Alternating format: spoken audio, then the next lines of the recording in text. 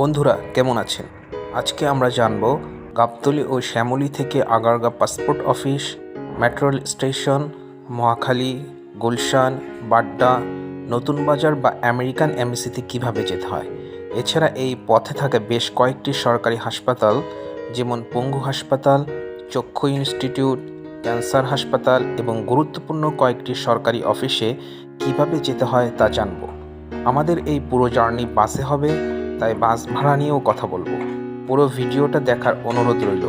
আর যদি ভিডিওটা ভালো লাগে তাহলে কষ্ট করে সাবস্ক্রাইব করে দেবেন। চলুন শুরু করা যাক।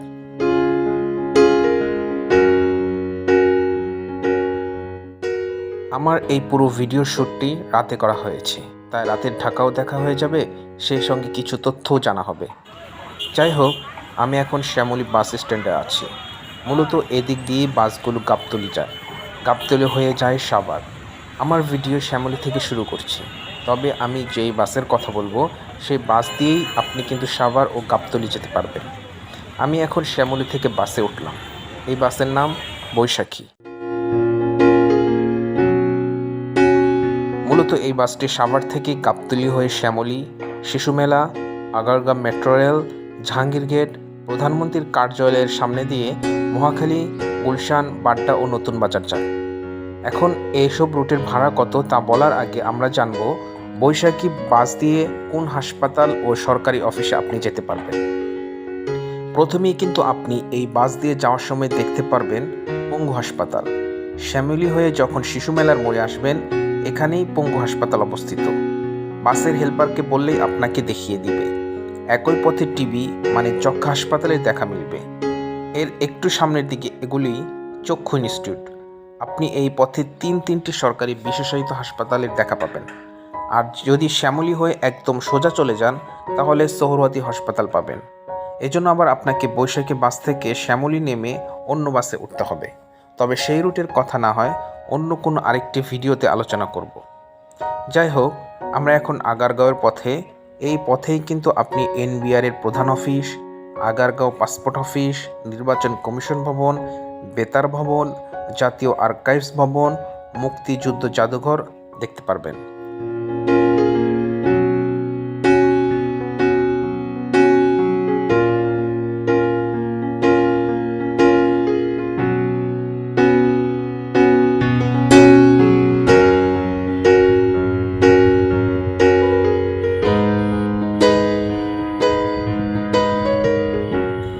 এখন আমরা চলে এলাম আগারগাঁও মোড়ে।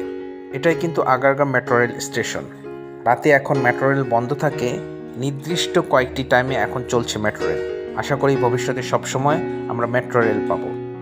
এখানে নামলেই কিন্তু আপনি আবহাওয়া অফিস পেয়ে যাবেন, আর তো মেট্রো রেল আছেই। আমরা এখন প্রাইম মিনিস্টার অফিস ও জাহাঙ্গীর গেটের দিকে যাচ্ছি। এই রোডটা বেশ সুন্দর ও পরিষ্কার।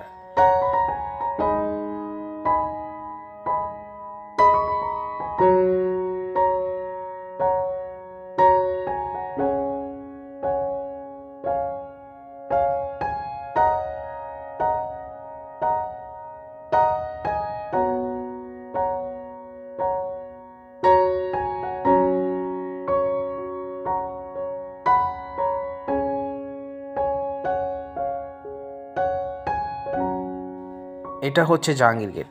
এখান দিয়ে সোজা আপনি মহাখালী চলে যেতে পারবেন।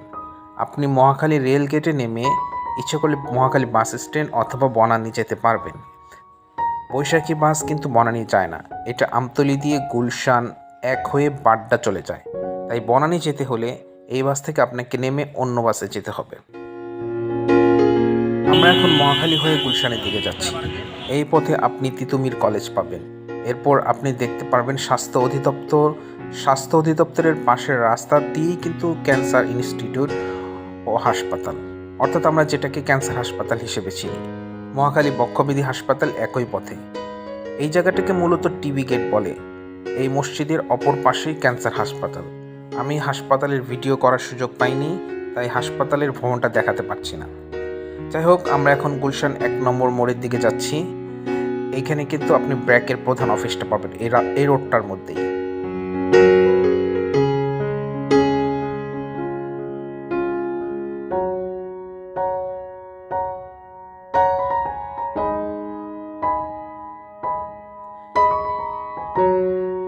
এটা হচ্ছে গুলশান 1 নম্বর মোড়।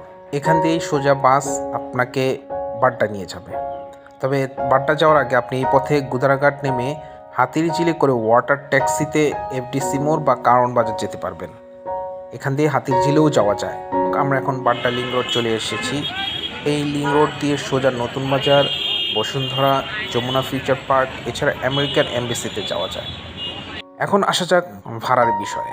বলে রাখি, এখন কিন্তু ঢাকার প্রায় বাসে টিকিটিং ব্যবস্থা চালু আছে।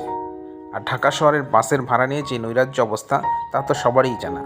আমি হলফ করে বলতে পারি, সরকার নির্ধারিত ভাড়া কোনো বাসেই নেয় না, অতিরিক্ত ভাড়া নেয়। এজন্য আমরা যারা যাত্রী আছি তাদের সচেতন হতে হবে।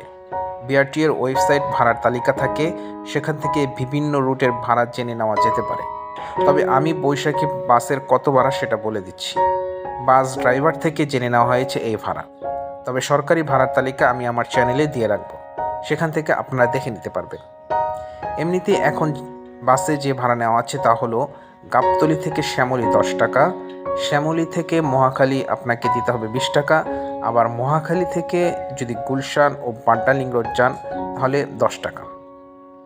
এছাড়া গাবতলী ও শ্যামলী থেকে গুলশান বা বাড্ডা লিং রোড গেলে 30 টাকা, আর নতুন বাজার পর্যন্ত আপনার কাছ থেকে নেওয়া হবে 35 টাকা। যাই হোক, আজ এখানেই শেষ।